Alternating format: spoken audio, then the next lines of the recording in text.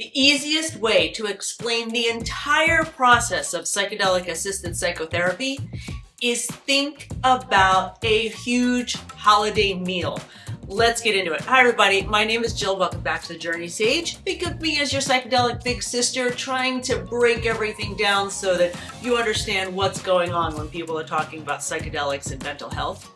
I healed my childhood trauma-induced PTSD with MDMA-assisted psychotherapy, and I advocate on this channel for what this healing modality actually is. And I was just working with someone the other day who was really surprised at the time after the therapeutic journey, meaning the actual day to week right after is when all of the insights and all of the perspective shifting was happening. And I just kind of nodded my head and said, yeah, that's the way it works. Whereas everyone tends to think that the actual journey with the psychedelic is the big performance or the big healing process. No, it just kind of get things ready.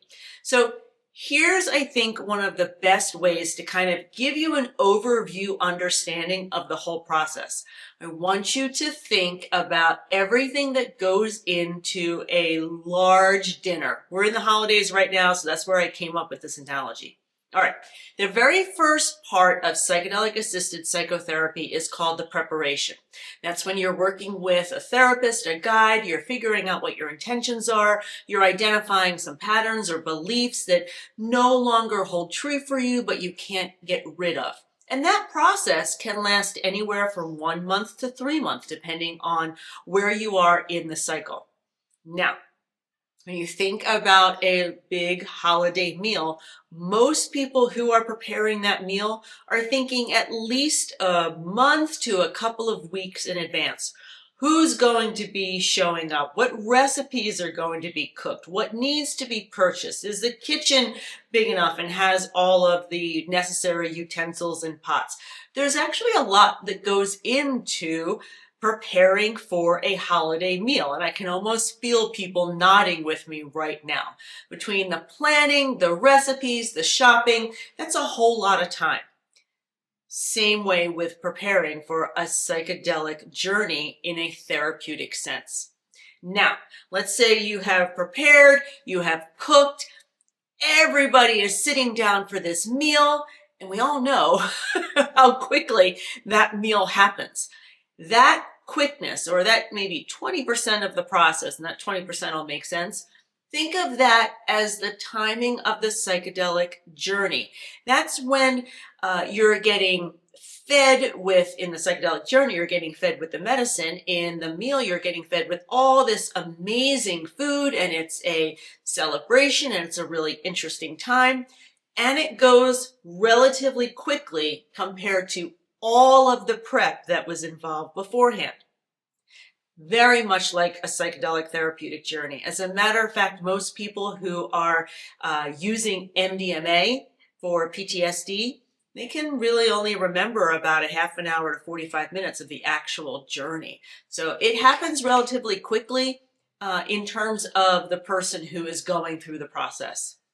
Now, after the meal, then you've got to clean up. Then you've got leftovers. Then you've got to distribute those leftovers. You know, if you're like me, you're eating pumpkin pie for at least a couple of days after, and you've got some frozen turkey to thaw the following week. The integration, the time after a therapeutic journey, is very much like the leftovers.